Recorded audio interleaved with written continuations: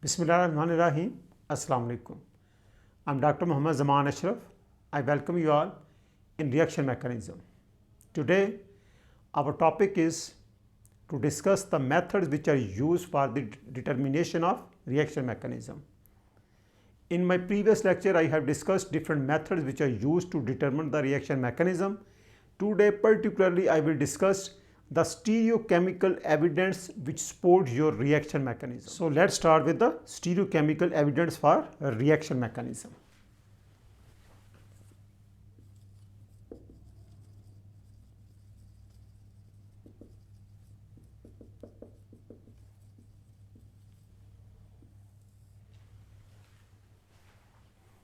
In any organic reaction or reaction, if the product, if it is capable of existing in more than one stereoisomeric form, then the stereoisomer which is formed, it will gives us useful information about the reaction mechanism.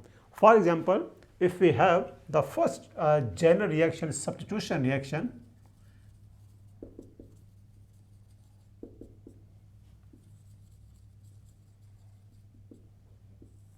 for example, if we have our reactant alkyl halide and they react with some nucleophile. Suppose your substrate, it is optically active or it is chiral carbon, then the product which is formed, it will gives us the information about the reaction mechanism. Suppose if it is plus enantiomer and after reaction it is converted into minus enantiomer.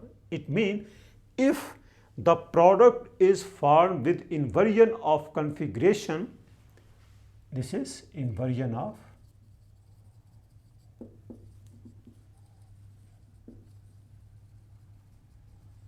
configuration, then the mechanism proposed for this reaction is SN2, bimolecular mechanism. It means this attacking nucleophile, it attacks from opposite side of the leaving group. This is the way in which this product is formed with inversion of configuration. It means this mechanism, it involves actually a transition state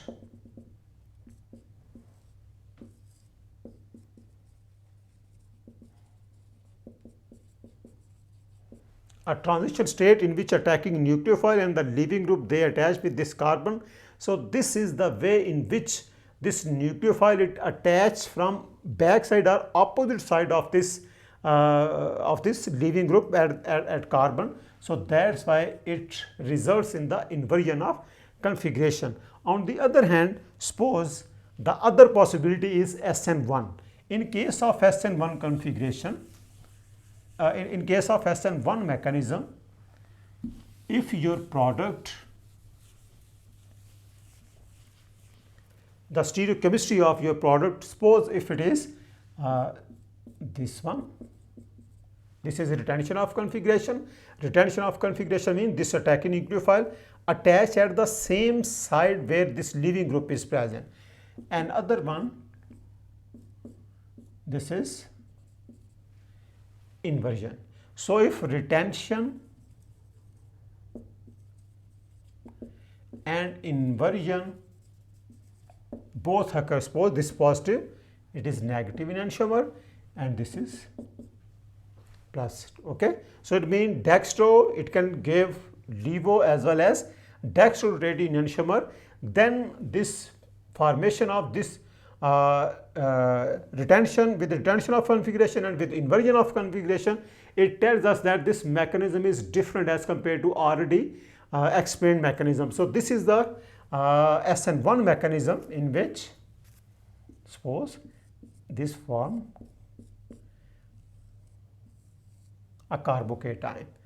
Okay, so this carbocation, this positive charge is present in p orbital and the attacking nucleophile, it may attack from this side or it may attack from this side, because this carbocation is now planar. So when this is planar, there are equal chances for the attack of this nucleophile from opposite side or from same side of the leaving group. So it means formation of this carbocation, which explained in SN1 mechanism, which involved the intermediate formation, it actually explained the formation of these two different products, one with inversion of configuration and other with retention of configuration. So it means the stereochemistry of the products, it actually tells us about the mechanism of that reaction. Same is the case with some addition reaction. Suppose we have, in case of addition reaction at carbon-carbon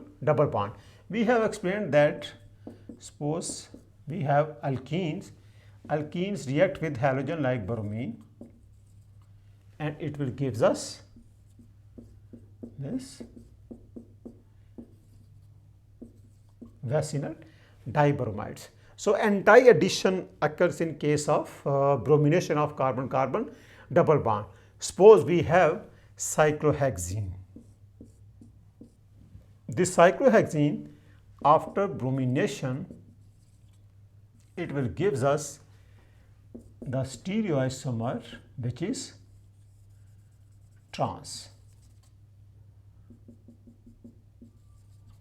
So this trans formation, it actually explains the anti-addition at carbon-carbon double bond, which we have explained in case of open chain alkenes also. So the formation of this one stereoisomer in bromination of this cyclohexene, it actually explains the mechanism in which bromine, both the bromine atoms, they attach at opposite faces of carbon-carbon double bond. So the mechanism which explained it is bromonium ion mechanism, and here we have, suppose this is Br and here we have Br. Okay, this is H and here we have H. So the second bromine, it attach from back side, okay, like that. Okay, so here we have, suppose if I simply show this, then we have C double bond C Br. Okay, so this is positively charged. Here Br, it is positively charged. Then the second Br, it attacks from opposite side like that. That's why we have anti-addition, one bromine here, other here. And this is the case where both these bromine atoms, they have different orientation. They are not present on the same side of this carbon-carbon faces. So that's why it explains the anti-addition. So it means if your product, it can exist in more than one stereoisomeric form, and the product, the stereoisomer which is formed, which is obtained in excess, it actually explains the mechanism of the reaction. Similarly, this is not the case in all the time when your product it is present in enantiomeric form. It can exist in more than one stereoisomeric form. Suppose we have, if the Bayer test hydroxylation of carbon-carbon double bond in the presence of KMnO4. Suppose we have this cis 2-butene. When this cis 2-butene, it is treated with KMnO4, it results in the hydroxylation of this carbon-carbon double bond, and we have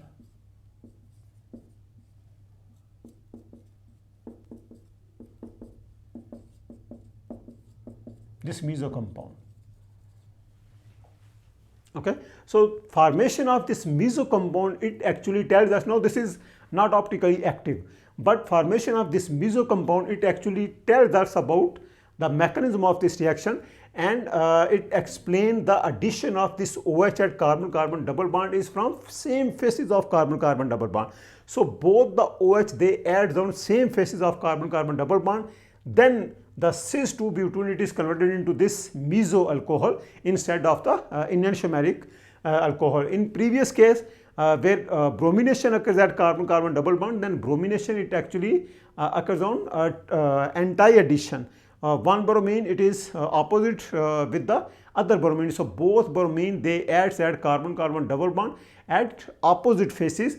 But in this case, the hydroxylation of carbon-carbon double bond, both the OH they adds on same face of this carbon-carbon double bond. Another example is suppose we have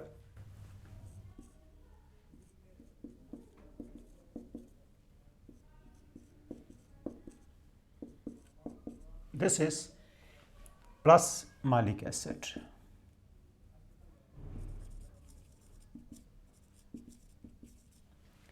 When it is treated with PCl5, it is converted into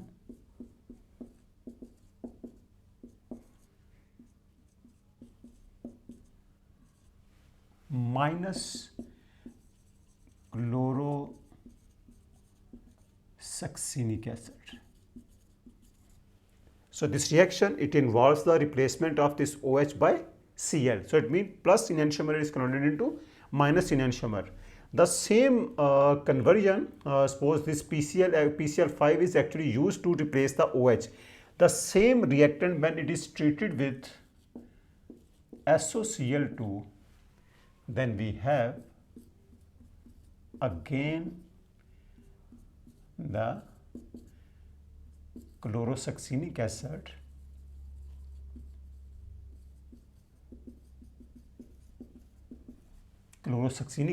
but this time we have another enantiomer. So it means both this SOCl2 and PCl5 apparently the OH is replaced by Cl. But the stereochemistry of the product it actually explains the formation of different enantiomer from the same reactant malic acid. Okay, so it means the study of the stereoisomer of these two compounds. So when we study the stereochemistry of these two enantiomer, the formation of the stereoisomer, either dextrorotatory or levorotatory enantiomer, it actually helps to determine the reaction mechanism. For example, in this case, the same compound when it is converted into two different enantiomer of chlorosuccinic acid, it tells us that both these reactions, though they involve the replacement OH by Cl, but they follow the different mechanism because of the formation of different enantiomer. So it means the study of the stereochemistry of the products, if the products they have ability to exist in more than one stereoisomeric form, then it will helpful to determine the reaction mechanism. So it means the stereochemical evidence it helps to determine the reaction mechanism. So this is all about the stereochemical evidence.